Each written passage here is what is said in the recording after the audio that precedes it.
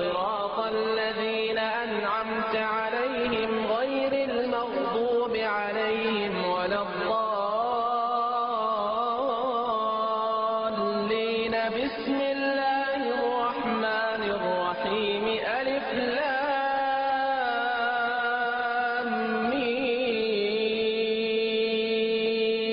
ذلك الكتاب لا ريب فيه هدى للمتقين الذين يؤمنون بالغيب ويقيمون الصلاة ومما رزقناهم ينفقون والذين يؤمنون بما أنزل إليك وما أنزل من قبلك وبالآخرة هم يوقنون. أولئك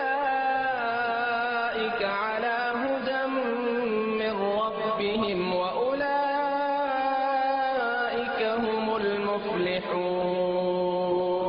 شيخ معتصم، أشهد أن لا إله إلا الله.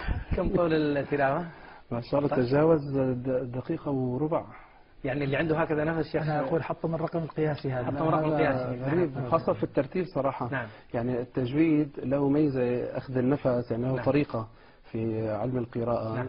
طريقة معينة وطريقة إخراج الحروف. نعم. بشكل يعني تستخدم النفس بشكل أطول في الآيات. نعم. لكن في الترتيب لا تستطيع كالتجويد. يعني من كان نفسه بهذا الطول يستحيل أن يقع في أخطاء الوقف والابتداء. بعدين غير هيك نعم. مريح المصلين من قولة آمين، يعني ما عاد يلحقوا آمين معه.